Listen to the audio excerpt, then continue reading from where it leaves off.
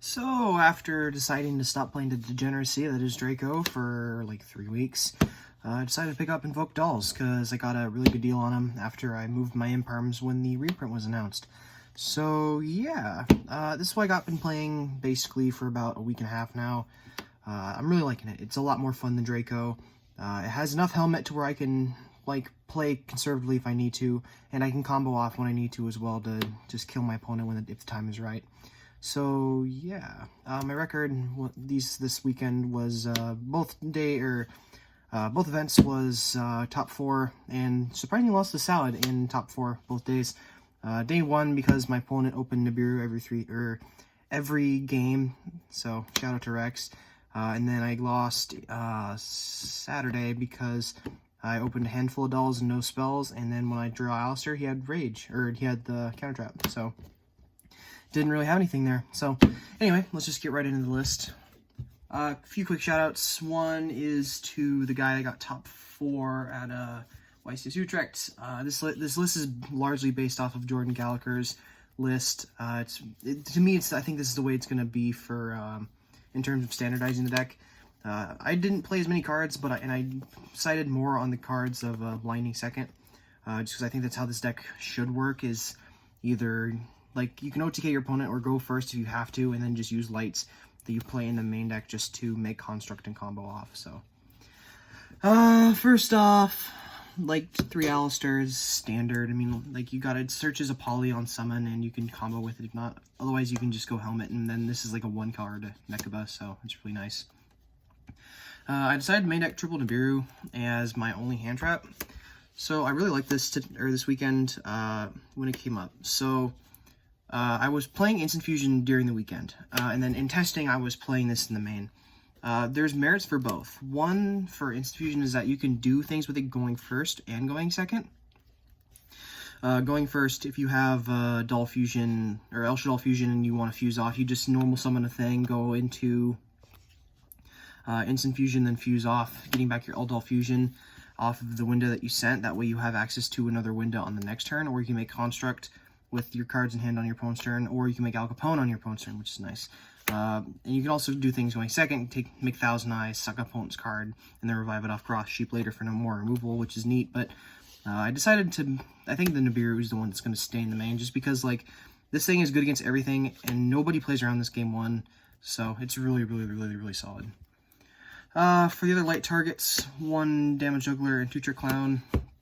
I liked this ratio over like 2 Juggler, 1 Clown, or vice versa, or any other combination of the bunch. And I didn't like Hat Trigger just because like it was an Earth, not a Light, so it didn't really do anything in the terms of combo board. But if you have access to these, you don't really need the Hat Trigger. So yeah. I like this ratio in particular because this is the one you want to have at all times, even if you're just looping it, like just on your turn, summon it and then keep it on the board, or if you can just search it off Juggler by Foolish Burial. So basically this lineup just ensures you'll always have a light, so this is what I really enjoyed. As for the Shaddolls, 3 Wendy, 1 Ariel, like just for the combo, and then Wendy's the one that gets you access to basically anything. If you draw it, you don't have to use like a Squamata to get to it. You can just use it itself. You don't have to like do anything. It's basically like just it's like in terms of card theory, it's access to anything in your deck. So you can get to the Ariel and you don't have to use another step to go into it. Same thing with Squamata. Like this is just basically any of the deck when you fuse with it, so you play 3 of it. The other ones are just kind of up for debate. I liked this ratio over the weekend, so I played 2 Beasts, because you actually do sometimes just use 2 of them. One of them you can do if you have, if you either drew the Ariel and don't have a way to get face down, or you have the trap in hand, but with the trap in hand you can actually play with it. You actually do have occasions where we'll set this off of Wendy just so you can draw something on your opponent's turn, which is really solid, but like, otherwise, it's just really solid. Just an upstart if you ever need it, and turns up Foolish Burial into an upstart. So, 2 Hedgehog. This was solid. Like this was the one you usually dump if you don't have anything else you want to do, or if you've used Squamata or Wendy. You just dump this and then get 1 for next turn. 1 Dragon, like just in case it comes up. Like you don't ever really need this. I've only actually resolved its flip effect like once, and in the matches where the spell and trap removal is necessary, you're usually already winning those matches, with the exception of Mystic Mine, but like if you're playing its Mystic Mine, this card doesn't do anything anyway, so. That's it for the dolls and the monsters. Let's go on the spells and traps. 3 Meltdown, 1 Terraforming. Like, you want to see the Meltdown more than you want to see Alistair, because this will get you the Alistair, and this will also protect you from, like, stray counter traps, random stuff. It's really good. 3 Invocation. Like, this is, like, the standard. This basically is what you search off of the Alistair, so you can make your construct without having to worry about hard drawing and Shaddoll fusion or regular doll fusion. And then you just play 3 of the other ones. You have to. Like, this is really good. This is what you'll usually dump off the second construct when you're doing the cross sheep combo, just so you can get window on your opponent's turn. Especially going first. This is like, you just need to have 3 of this in the main. And then doll fusion, of course, is busted going second. But we've known that for about, like, what, 6 years at this point? So, yeah. 3 Super Volley. Like, this card is dumb. This card should not be a 3. Like, this, I've outed spiral boards with this thing. You just go normal summon Alistair, make Mechabo, or you just go, if you have any of your side deck cards, you go Chalice, target thing, and then when you normal summon Alistair, it's just so good. And plus, Construct does not give a shit about Appaloosa, like, at all. Because you just go, if you hard make Construct, you can go swing an Appaloosa, and if they don't have a way to blow it up, like with Sleeper or something, they'll either be forced to negate the destruction effect, or they'll just let it die. Because otherwise, they're just going to get the monster killed, and they're going to take damage. So, like, this deck is really good at breaking boards, and this is, like, one of the major reasons why. It's just so nice. Last of the trap spells, 1 Upstart, 1 Foolish. I didn't run a lure at all. I didn't really ever need it. It just felt like cards I would be bumping up the card count for, so I just played 1 of each of these instead. This gives you access to anything in the deck, and this is just a free, like, 39 cards is nice. So, and then 1 Incantation. Like, this does come up with the combo, like, all the time. If you open Alistair plus access to Constructs, you're pretty solid. And if your opponent doesn't have any, like, major interruptions, like, the most I've ever seen someone interrupt this is, like, they Ash Alistair, but they're going to Ash Alistair anyway, because, like, no one in their right mind is going to let you summon a free Ultimate Providence. Like, it's, in theory, the best card to Ash in the deck, except for Doll Fusion going second, so, yeah. That's it for the main deck, 40 cards. I didn't want to go over 40, because, like, there were some card choices, especially in Jordan's list, I didn't completely agree of, like, with double Ash. Like, in theory, it's solid, but, like, the hand traps don't really come up enough, and you have access to Almirage in the extra deck, so you don't really need the fire. For the extra deck, 2 Construct. I almost wish I could play 3 of these, but there's just not enough room. 1 Al Capone. Yes, I know that's not its name. I'm going to call this anyway. This comes up a lot, in fact, because, like, for example, you're going Doll Fusion, and you just need something to chain block and you're out of Constructs. Like, you can just go into this, target itself, or you can just out any random card on the field. Like, in the mirror, you can flip this, or flip Doll Fusion, target Purgatrio, and then it's just a 23 vanilla. Either they're going to link it off or Gravity Controller, or they're just going to, like, just swing with it once and it'll just die. Yeah, this was really solid, and I liked it for being able to, like, if you open Carnation, this lets you fix that hand, so it's really good. 2 Winda. Playing 3 almost comes up, or comes up every now and then, but, like, only in, like, the mirror match. But at that point, if you're making 3 Winda, you're already losing, so. That's it for the dolls. 1 Mechaba. This is the card I wish I played 2 of the most this week. Just because, like, you'll find yourself making this in the extra monster zone, and either you're keeping it on the board as 1 interruption, or you're just leaving it, or you're going to link it off to make more interruptions. But if you get Nibiru'd, like you just lose. It's nice that when you go for the Bold Sword play, you make this, and then your opponent, you're basically Nibiru-proofed, which is really nice.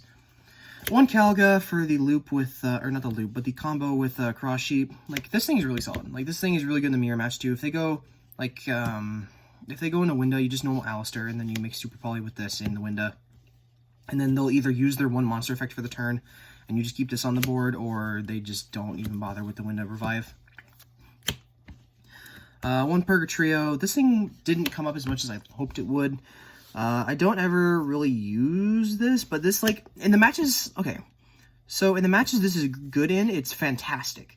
Like, if you're grinding out a game, like, the biggest highlight of the weekend with this thing was, I was basically top decking. I flipped the Beast, when he swung into it, I drew into Ash and Invocation.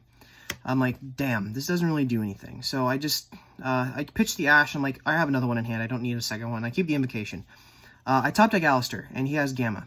I go, normal summon Alistair, he Gammas it, and I'm like, damn, I needed the thing. I'm like, oh wait, I have Invocation in hand. So I banished the Ash and the Alistair in grave, and then I recur it back to my hand, and I just swing for 8k against his Gamma and his Driver in defense.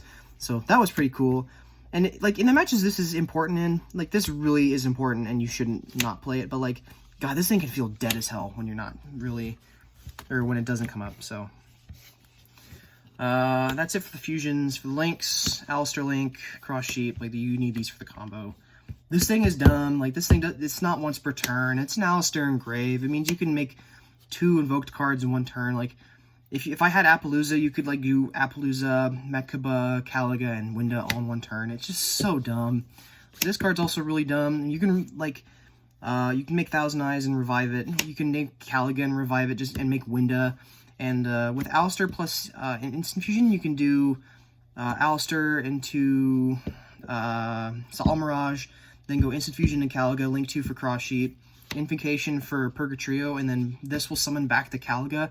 And then you just sit on it, and then when your opponent is your opponent's in a bad position, because they're either forced to kill the Purgatrio, or they're forced to kill the Caliga. If they kill the Caliga, you have a Purgatrio on the board that's going to be at least 3,300 next turn. And if they kill the Purgatrio, well, they're still under Caliga. They can't do anything about the, like, the big dude or the dude that's just on their board stopping their effects. So it's so good. 1 Mirage, Gardna, and Controller, like, I didn't make this all weekend. I made these multiple times, especially this, because, like, you can go into Al Capone and then link it off and then get a free search. And I made Almirage, of course, just to make Purgatrio and just get the Alistair off the board, but I didn't make Secure Gardna all week.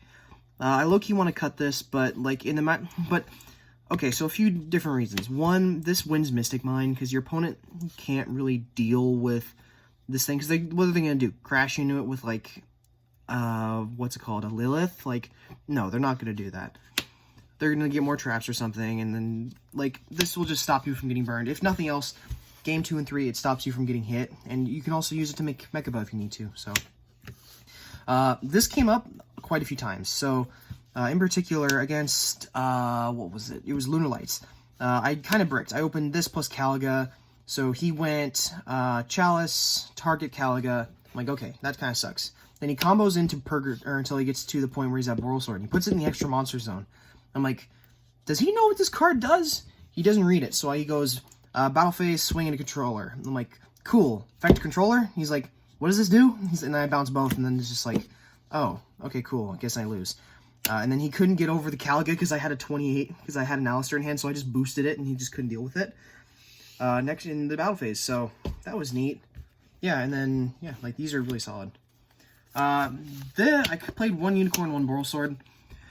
Okay, so I'd cut this for a second Mecha. This is what I cut for the second Mechaba for. I wanted something that can just generically out anything and get an arrow on the board. And then I don't have Appaloosa, so if I did have Appaloosa, what I do is I keep this in here and then cut this, and I just forget about the second Mechaba entirely. Like, I didn't need the second Mechaba. Like, there was times I wish I had the second Mechaba, because I had to, like, link it off for Gravity Controller or something. Or I can use it to back up the Boral Sword, which is really cool, but, like it's...